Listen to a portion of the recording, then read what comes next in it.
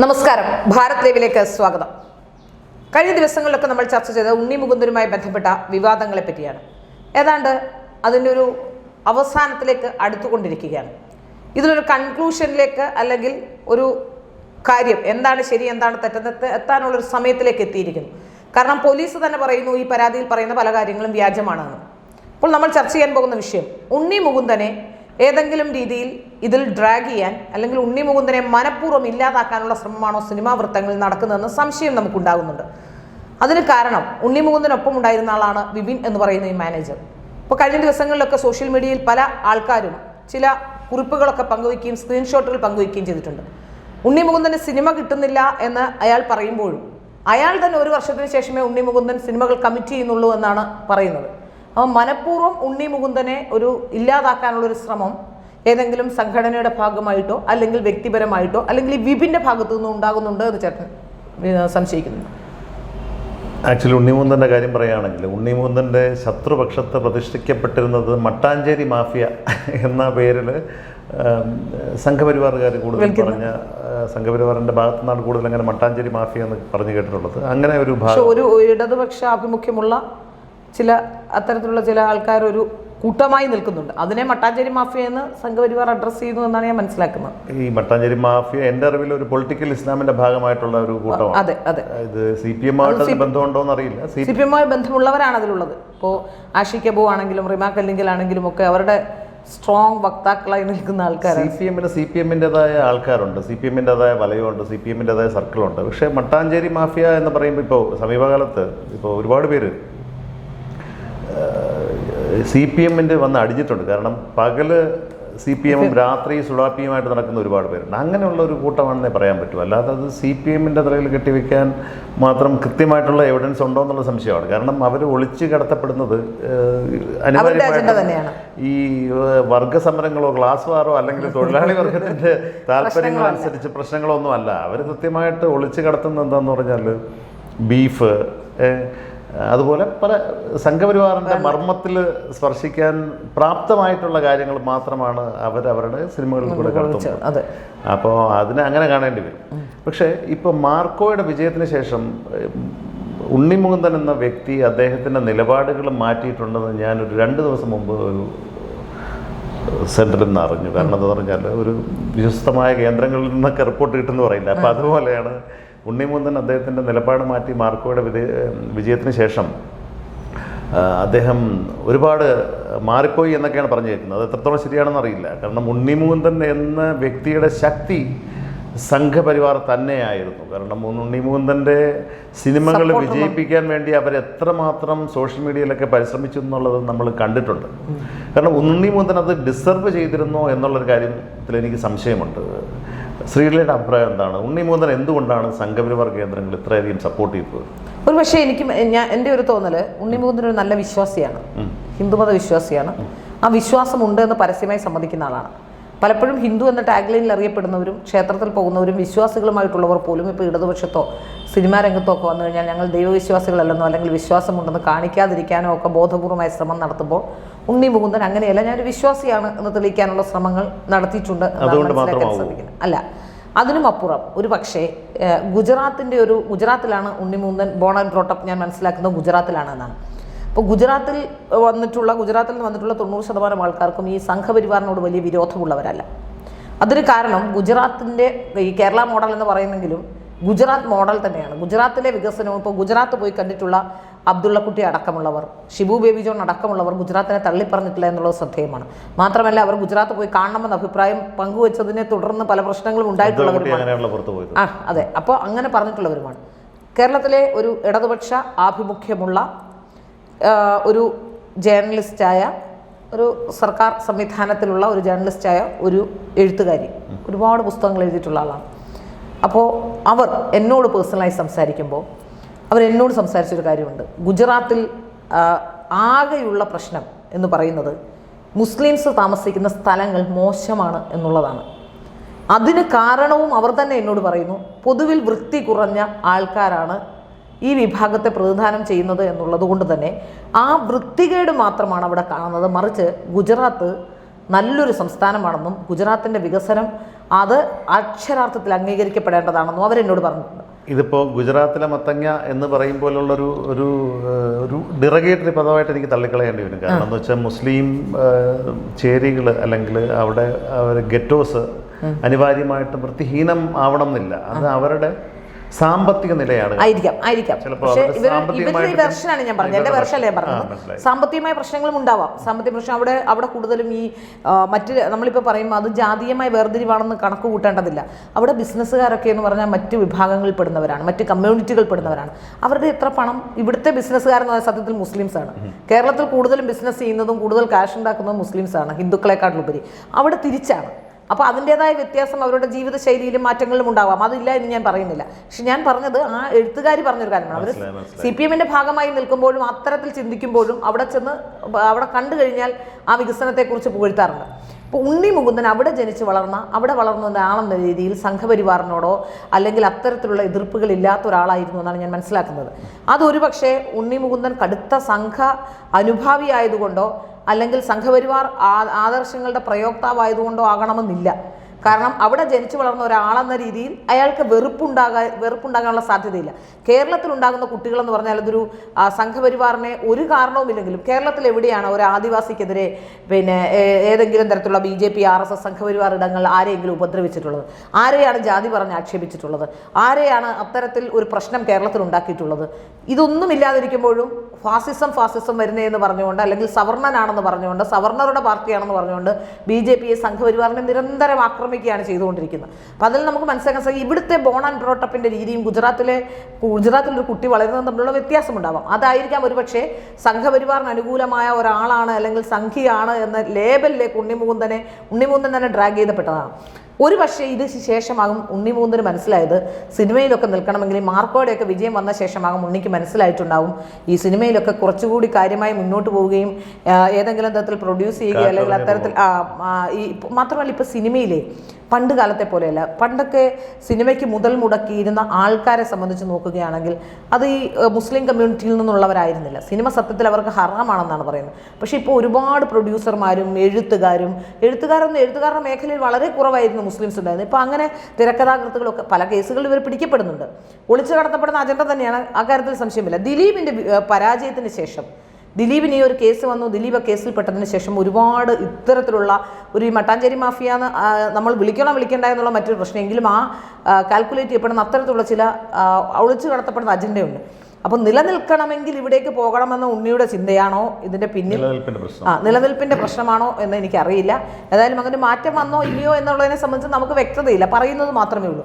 പക്ഷേ ഉണ്ണിയെ ഇല്ലാതാക്കാനുള്ള ശ്രമം സംഘപരിവാർ ഇപ്പോൾ പക്ഷേ ഒമർ ലുലു അടക്കമുള്ളവർ ഉണ്ണിക്ക് വേണ്ടി രംഗത്ത് വന്നിട്ടുണ്ട്.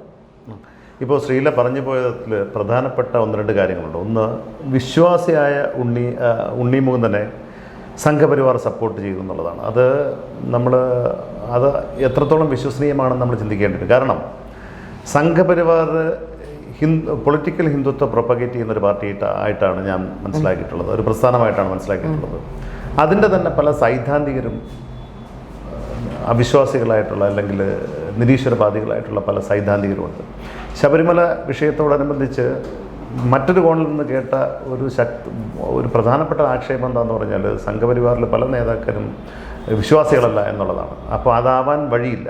പിന്നെ രണ്ടാമത്തെ കാര്യം ഗുജറാത്ത് ബന്ധം, അതിലെത്രത്തോളം നമ്മൾ പരക്കെ പറഞ്ഞു കേൾക്കുന്ന ഒരു സിദ്ധാന്തമാണ് അല്ലെങ്കിൽ ഒരു അനുമാനമാണ് ശ്രീല പങ്കുവച്ചത്.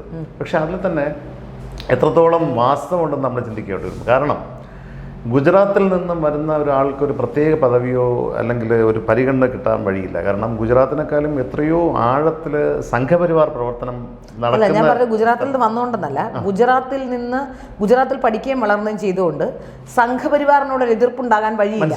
അപ്പൊ ആ എതിർപ്പ് ഇവിടെ വന്നപ്പോഴും എതിർക്കാതിരുന്നപ്പോൾ ഒരുപക്ഷെ സംഘി എന്ന് ചാപ്പ കുത്തുകയും ആ ചാപ്പ ബുദ്ധിമുട്ടാണെന്ന് ഉണ്ണിക്ക് മനസ്സിലായപ്പോഴാണ് ഒരുപക്ഷെ ഉണ്ണി മാറി നടക്കാൻ തീരുമാനിച്ചത് എന്നുമാണ് ഞാൻ പറയുന്നത്. ആ ചാപ്പ സൗകര്യപ്രദമായിട്ട് ഉപയോഗിക്കുകയും അതിനുശേഷം ഇതിൽ നമ്മൾ പറയേണ്ട ഒരുപാട് പേരുകളുണ്ട്. അതിൽ പ്രധാനപ്പെട്ട പേര് ശ്രീ മുരളി ഗോപിയുടെയാണ്. മുരളി ഗോപിയാണ് സത്യം പറഞ്ഞാൽ കേരളത്തിൽ RSSൻ്റെ സ്പേസ് കൊടുത്തത്. അദ്ദേഹത്തിൻ്റെ സിനിമയിൽ കൂടെ ഒരു സംഘശാഖയെ കാണിക്കുകയാണ്. നമ്മൾ നോക്കിക്കഴിഞ്ഞാൽ 40 തൊട്ട് കേരളത്തിൽ സംഘപ്രവർത്തനം തുടങ്ങിയിട്ടുണ്ടെന്ന് വിശ്വാസയോഗ്യമായിട്ടുള്ള റിപ്പോർട്ടുകളുണ്ട്. RSSൻ്റെ പ്രവർത്തനം തുടങ്ങിയിട്ടുണ്ടെന്നുള്ളത്. എങ്കിലും എത്രയോ വർഷത്തെ രാഷ്ട്രീയ എഴുത്തുകൾ വായിച്ചാലും ചരിത്രം വായിച്ചു കഴിഞ്ഞാലും ശ്രീധരമേനോനെ നിങ്ങൾ നോക്കിയിരുന്നാലും അച്യുതമേനോൻ്റെ എഴുത്തുകളായിരുന്നാലും ഇടതുപക്ഷം വലതുപക്ഷം ഏത് എഴുത്ത് നോക്കിക്കഴിഞ്ഞാലും നിങ്ങളുടെ ഈ സംഘത്തിൻ്റെ അല്ലെങ്കിൽ RSSൻ്റെ കുരുക്ഷേത്ര പബ്ലിക്കേഷൻസ് ഒഴിച്ച് വേറെ ആരും ഈ RSS എന്നുള്ള പ്രസ്ഥാനത്തിനെ അടയാളപ്പെടുത്തുന്നില്ല. അച്യുതമേനോൻ്റെയും ബൽറാമിൻ്റെയൊക്കെ കേരള ചരിത്രം നമ്മൾ 12 വോളിയം കണ്ണിൽ എണ്ണയൊഴിച്ച് വായിച്ചാലും അതിൽ RSSന് കേരളത്തിലെ RSSൻ്റെ പ്രവർത്തനത്തിന് ഒരിടത്ത് പോലും അടയാളപ്പെടുത്തുന്നില്ല. ആ സാഹചര്യത്തിലാണ് മുരളി ഗോപിയുടെ RSSനെ വ്യക്തമായിട്ടൊരു പോസിറ്റീവ് ലൈറ്റിൽ തന്നെയാണ് അദ്ദേഹം കാണിച്ചിട്ടുള്ളത്. ഒരു സംശയം കൂടി ഞാൻ ചോദിച്ചിട്ടാണ്. ചേട്ടൻ ഈ സംഘടനയെ കുറിച്ച് കൂടുതൽ അറിയാവുന്ന ഒരാളായതുകൊണ്ട് ഞാൻ പറയാം ചോദിക്കുക. അതിനൊരു കാരണം ഈ RSSും അല്ലേ? പൊതുവെ RSSകാർ ബൈറ്റ് കൊടുക്കാറില്ല, ഒരു വിഷയത്തിലിറങ്ങി അഭിപ്രായം പറയാറില്ല. അവരുടെ ഒരു ഗ്യാതറിങ്സിൽ മാത്രം അഭിപ്രായം പറയുക, അവിടെ ചെല്ലുന്നവരെ പഠിപ്പിക്കുക, പൊതുരംഗത്തേക്ക് ഇപ്പോൾ പോലും ചില ആൾക്കാർ പറയാറുണ്ട് സോഷ്യൽ മീഡിയയിൽ ഇപ്പം ഞാനൊക്കെ കേൾക്കുന്ന പ്രധാന പ്രശ്നം അതാണ്, സോഷ്യൽ മീഡിയയിൽ അമിത ഇടപെടൽ നടത്തുന്നത്. ഞാൻ ഇന്ന് വരെ ഇത്രയും വർഷം, ഏതാണ്ട് 2010 മുതൽ ഞാൻ സജീവമായി ഫേസ്ബുക്കിൽ എഴുതുന്ന ഒരാളാണ്. എൻ്റെ ഫേസ്ബുക്ക് കൊണ്ട് ആർക്കും ഒരു ദ്രോഹമോ ഏതെങ്കിലും തരത്തിൽ എന്നെ ആരെങ്കിലും വലിച്ചു കയറാനുള്ള ഒരു അവസരം ഇന്ന് വരെ ഈ നിമിഷം വരെ ഞാൻ ഉത്തരവാദിത്വ ബോധത്തോടു കൂടി സോഷ്യൽ മീഡിയ ഉപയോഗിക്കുന്ന ഒരാളാണ്. വളരെ ശ്രദ്ധയോടെ പറയേണ്ട കാര്യങ്ങൾ മാത്രം പറഞ്ഞ് അതിലെ പൊളിറ്റിക്കൽ കറക്റ്റ്നെസ് ഒക്കെ മനസ്സിലാക്കിക്കൊണ്ട് ഇന്ന് വരെ ഞാൻ ഒരു പ്രശ്നമുണ്ട്. പക്ഷേ എപ്പോഴും എന്നോട് പറയുന്ന കുറച്ചു കാലം സോഷ്യൽ മീഡിയയിൽ എഴുതാതിരിക്കൂ, കുറച്ചു കാലം മിണ്ടാതിരിക്കൂ എന്നുള്ളതാണ്. പലപ്പോഴും അതൊരു മോശമായി ഇവർ കാണുന്നുണ്ട്. പൊതുരംഗത്ത് ഇപ്പോഴാണ് നോക്കുമ്പോൾ എനിക്ക് തോന്നുന്നു കേരളത്തിൽ ആദ്യമായി ഞാനാണെന്ന് തോന്നുന്നു ജെ നന്ദകുമാറിൻ്റെ ഒരു ബൈറ്റ് എടുത്തിട്ടുള്ളത് ഒരു 2015 കാലഘട്ടത്തിൽ. ആ കാലഘട്ടം വരെ ഒരാൾ ഒരു ബൈറ്റ് കൊടുക്കുക പോലുമില്ല. പിന്നീട് കുമ്മനം രാജശേഖരൻ്റെ, അതും ഈ നമ്മുടെ ആറന്മുള വിമാനത്താവളവുമായി ബന്ധപ്പെട്ട് കുമ്മനം രാജശേഖരൻ്റെ ഒരു ബൈറ്റ് വരുന്നു. ഇങ്ങനെ വളരെ സെലക്റ്റീവായ കാര്യങ്ങൾക്കല്ലാതെ മീഡിയാസിന് മുന്നിൽ വരികയോ ഇങ്ങനെ ഒരു സംഭവം ഉണ്ടെന്ന് ജനങ്ങളെ ഇപ്പോൾ സോഷ്യൽ മീഡിയ ഒക്കെ ആക്റ്റീവായപ്പോഴാണ് സംഘപരിവാറിനെ കുറിച്ച് കൂടുതൽ ചർച്ച ചെയ്തത്.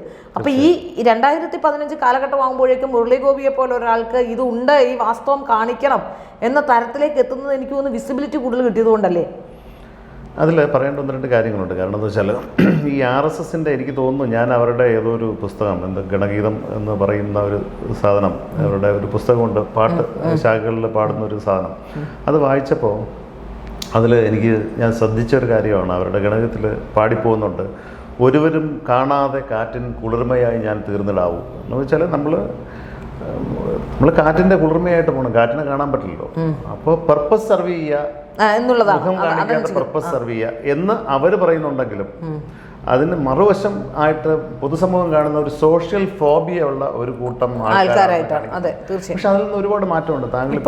താങ്കളിപ്പോൾ പറഞ്ഞ ജെ നന്ദകുമാർ വളരെ സക്രിയമായിട്ട് സോഷ്യൽ മീഡിയയിൽ ഇടപെടൽ നടത്തുന്ന ആളാണ്. അദ്ദേഹത്തിന്റെ ഓരോ പോസ്റ്റിനും കുറച്ചു കാലമായിട്ടുള്ളൂ, അതൊരു 5 വർഷത്തിനിടയിലാണ്, അതിനു മുമ്പല്ല.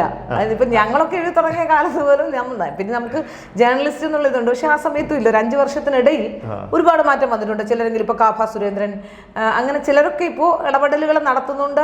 RV ബാബു, ചില ആൾക്കാരൊക്കെ എഴുതുന്നുണ്ട്, ഇടപെടൽ നടത്തുന്നുണ്ട്. പക്ഷേ 5 വർഷത്തിനിടയിലാണ് എന്നുള്ളതാണ്.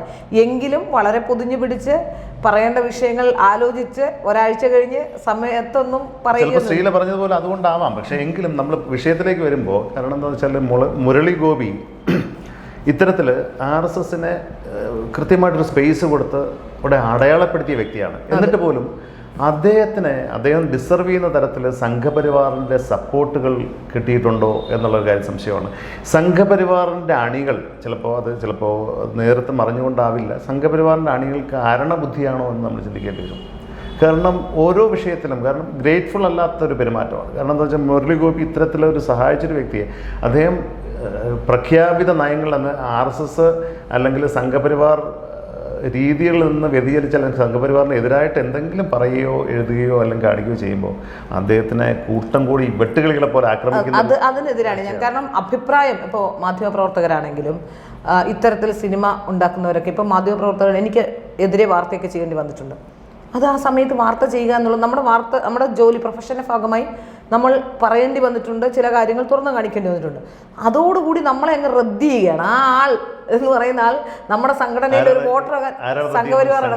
അപ്പോൾ അത് ഒരു ശരിയായ പ്രവണതയില്ല. ഇപ്പോൾ സിനിമാക്കാരനാകുമ്പോൾ അയാൾക്ക് ഇടതുപക്ഷത്തെ കാണിക്കണം, വലതുപക്ഷത്തെ കാണിക്കണം, സമൂഹത്തിലുള്ള എല്ലാ കാര്യങ്ങളെയും തുറന്നു കാട്ടേണ്ടതുണ്ട്. അപ്പോൾ മുരളി ഗോപി ശാഖ കാണിച്ചു എന്നുള്ളത് വളരെ പ്രധാനപ്പെട്ട കാര്യം തന്നെയാണ്. ഇത്രയും വർഷം അതിന് മുരളി ഗോപി നേരിടേണ്ടുന്ന സമാനതകളില്ലാത്ത ആക്രമണമാണ് ഇടതുപക്ഷ കേന്ദ്രങ്ങളിൽ നിന്നും മറ്റു ഭാഗങ്ങളിൽ നിന്നും ഉണ്ടായത്. അപ്പോൾ അതിനൊരു ഗ്രേറ്റ്ഫുൾ ആയിരിക്കുക എന്ന് പറഞ്ഞാൽ എല്ലാ പ്രശ്നത്തെയും അങ്ങ് അംഗീകരിക്കലല്ല, പക്ഷെ എന്തെങ്കിലും വരുമ്പോൾ അതിന് മുരളി ഗോപി ആക്രമിക്കുന്നതിനൊരു മയം വേണം, അല്ലെങ്കിൽ പറയുന്നതിനൊരു മരി. ഇപ്രാവശ്യം പക്ഷേ മുരളി ഗോപി ഒന്നും മിണ്ടിയില്ല എന്നുള്ളതും വളരെ. പിന്നെ നമ്മൾ മനസ്സിലാക്കേണ്ട വേറൊരു കാര്യം കൂടെ ഇതിൽ, കാരണം സമൂഹത്തിൻ്റെ ഒരു പരിച്ഛേദമാണല്ലോ സിനിമ. അപ്പോൾ സിനിമയിൽ ഈ പറയുന്ന പോലെ സമൂഹത്തിൽ എന്ത് പ്രശ്നം ഉണ്ടായാലും അത് സിനിമയിൽ റിഫ്ലക്ട് ചെയ്യും. സിനിമയിൽ റിഫ്ലക്ട് ചെയ്യുന്ന പറഞ്ഞാൽ സിനിമയിൽ കൂടെ റിഫ്ലക്ട് ചെയ്യുന്നല്ല, അതിൻ്റെ അണിയറയിൽ. ഇപ്പോൾ ഷൈൻ ടോം അതുപോലെ ഉള്ള ആൾക്കാരെ പല കേസിലും രാസലഹരിയായിട്ട് ബന്ധപ്പെട്ട പല അറസ്റ്റുകളും അന്വേഷണങ്ങളും നടക്കുന്നുണ്ട്. അപ്പോൾ ഈ RSSനെ പോലുള്ള ഡിസിപ്ലിൻഡ് ആയിട്ടുള്ള ഒരു സംഘടനയ്ക്ക് ഇത്തരത്തിലുള്ള ഒരു ബൊഹീമിയൻ ലൈഫ് സ്റ്റൈൽ നയിക്കുന്ന സിനിമാക്കാരെ ഉൾക്കൊള്ളാൻ കഴിയുമോ? ഇല്ല. അതൊരു അല്ലെങ്കിൽ മാറേണ്ടത് RSS ആണോ അല്ലെങ്കിൽ സിനിമാക്കാരാണോ? RSSന്റെ രീതിക്കനുസരിച്ച് സിനിമാക്കാർ ഒരു സുപ്രഭാതത്തിൽ മാറുമോ? ഇല്ല. മാറിയില്ലെങ്കിൽ അവർ RSSനോട് ഒരു ചെറിയ എതിർപ്പും നീരസവും പ്രകടിപ്പിക്കുമ്പോൾ RSS അസ്വസ്ഥരാക്കേണ്ട കാര്യമുണ്ടോ എന്നുള്ളത് ചിന്താ വിഷയമാണ്. അത് ശരിയാണ്. രാസലഹരി അല്ലാത്ത ഇപ്പൊ അടുത്ത കാലത്താണ് ഇത്രയും ലഹരി. മറ്റേ അല്പം കള്ളോ ഒക്കെ ആയിരുന്നെങ്കിൽ ഇന്നത് അല്പം കഞ്ചാവോ കഞ്ചാവ് അതെ ആയിരുന്നെങ്കിലും ഇപ്പോൾ അത് രാസലഹരിയിലേക്കൊക്കെ മാറി യുവതലമുറയെ വല്ലാതെ സ്വാധീനിച്ചിരിക്കുന്നു എന്ന കാര്യത്തിൽ സംശയമില്ല. അത് സിനിമയുടെ ഒരു എഫക്റ്റ് ഉണ്ട് എന്ന കാര്യത്തിൽ യാതൊരു, ഇപ്പോൾ എത്രയൊക്കെ പറഞ്ഞാലും സിനിമയുടെ എഫക്റ്റ് ഉണ്ട്. ഇപ്പോൾ നമുക്കറിയാമല്ലോ, സൂര്യപുത്ര കണ്ടിട്ട് ഒളിച്ചോടിയ കുട്ടികളുള്ള നാടാണിത്. അപ്പോൾ സിനിമ നന്നായി നമ്മളെ സ്വാധീനിക്കുന്നുണ്ട് എന്ന കാര്യത്തിൽ സംശയമില്ല. അപ്പോൾ ഈ രാസലഹരിയുടെ ഉപയോഗവും രാസലഹരിയുടെ ഇതുമൊക്കെ വരുന്നുണ്ട്. പക്ഷേ ഇവിടെ നമ്മൾ ഉണ്ണി മുകുന്ദനിലേക്ക് തിരിച്ചു വന്നാൽ ഉണ്ണി മുകുന്ദനെ തീർക്കാനുള്ളൊരു ശ്രമം, അല്ലെങ്കിൽ ഉണ്ണി മുകുന്ദനെ ഇല്ലാതാക്കാനുള്ള ശ്രമം ഉണ്ടാകുന്നുണ്ട്. ഇപ്പോൾ ദിലീപ് ഒരു കോൺഗ്രസ്സുകാരനായിരുന്നു, ദിലീപ് CPM-കാരനായിരുന്നില്ല, ദിലീപ് ഒരു കോൺഗ്രസ്സുകാരനായിരുന്നു. അപ്പോൾ അതുപോലെ തന്നെ ഉണ്ണി മുകുന്ദൻ ഒരു വ്യത്യസ്ത രാഷ്ട്രീയ കോണിലൂടെ സഞ്ചരിച്ചത് കൊണ്ട് ഉണ്ണി മുകുന്ദനെ ഇല്ലാതാക്കാനുള്ള ശ്രമമാണോ അതോ ഉണ്ണി മുകുന്ദനും ഈ മാനേജരും തമ്മിലുള്ള പേഴ്സണൽ പ്രശ്നങ്ങളാണോ എന്നാണ് വിചാരിക്കുന്നത്? ഇപ്പോൾ ഈ പറഞ്ഞ പോലെ നമ്മൾ ഈ വിഷയമായിട്ട് ബന്ധപ്പെട്ട് കേട്ട മറ്റൊരു കാര്യം, ഈ വിപിൻ എന്ന് പറയുന്ന വ്യക്തി സംഘപരിവാറുമായിട്ട് അടുത്ത ബന്ധങ്ങളുള്ള ഒരു വ്യക്തിയാണെന്നാണ് കേട്ടത്. അപ്പോൾ ആ സ്ഥിതിക്ക് ഈ ഉണ്ണിമുകുന്ദനുണ്ടായിരുന്ന ഒരു പിന്തുണ ഉണ്ണിമുകുന്ദനെ എല്ലാ കാര്യങ്ങളിലും അകമഴിഞ്ഞ് സപ്പോർട്ട് ചെയ്ത ഒരു ഭാഗം ഇക്കാര്യത്തിൽ ഇനി തൊട്ട് ഉണ്ണിമുകുന്ദനെ സപ്പോർട്ട് ചെയ്യോ അല്ല ഈ വിപിനെ സപ്പോർട്ട് ചെയ്യോ എന്നുള്ള കാര്യമാണ് നമ്മൾ നോക്കേണ്ടത്. ഉണ്ണിമുകുന്ദൻ ആക്ടറാണ്, കുറച്ചുകൂടി താരമൂല്യമുള്ള ഒരാളാണ്, മറ്റേതൊരു മാനേജറാണ്. അവിടെയാണ് അതിൽ ഒരു ഡിഫറൻസ് ഉണ്ട്. ഒരു കാഡർ പ്രസ്ഥാനത്തിനെ സംബന്ധിച്ചിടത്തോളം CPM ആണെങ്കിലും ഈ RSS ആണെങ്കിലും അവർ എപ്പോഴും അവരുടെ കാഡേഴ്സിനെയാണ് പ്രൊട്ടക്ട് ചെയ്യുന്നത്. CPM-ന്റെ കാര്യത്തിൽ അങ്ങനെയാണ്, RSS-ന്റെ കാര്യത്തിൽ അറിയില്ല, നമ്മൾ കാത്തിരുന്ന് കാണേണ്ടി വരും. ഏതായാലും ഉണ്ണി മുകുന്ദനുമായി ബന്ധപ്പെട്ടുണ്ടായ ആ വിവാദങ്ങൾ ഒരു പരിധിവരെ അവർ തമ്മിലുള്ള പ്രശ്നമാണെന്നും അതിൽ മറ്റു ചില യാഥാർത്ഥ്യങ്ങൾ കൂടിയുണ്ടെന്നും മട്ടാഞ്ചേരി മാഫിയുമായി ഉണ്ണി മുകുന്ദൻ അടുക്കുന്നു എന്ന തോന്നൽ ജനങ്ങളുടെ ഇടയിലുണ്ട് എന്നും അത്തരത്തിൽ RSSനെ ഫലപ്രദമായി തന്നെ പല ഘട്ടങ്ങളിലും അവരുടെ സപ്പോർട്ട് നേടിയിട്ടുള്ള ഉണ്ണി മുകുന്ദൻ മട്ടാഞ്ചേരി മാഫിയുമായി ബന്ധപ്പെട്ട് അല്ലെങ്കിൽ മട്ടാഞ്ചേരി മാഫിയിൽ അടുക്കുന്നു എന്നുള്ളത് വലിയ പ്രതിസന്ധി സൃഷ്ടിക്കുന്നുണ്ട്, അല്ലെങ്കിൽ അത് മനസ്സിലായതുകൊണ്ടാണ് ഇത്തരത്തിലുള്ള ചില പ്രശ്നങ്ങളിലേക്ക് പോകുന്നത് എന്നുള്ള വാദവും ഇപ്പോൾ ശക്തിച്ചേട്ടൻ മുന്നോട്ട് വയ്ക്കുന്നുണ്ട്.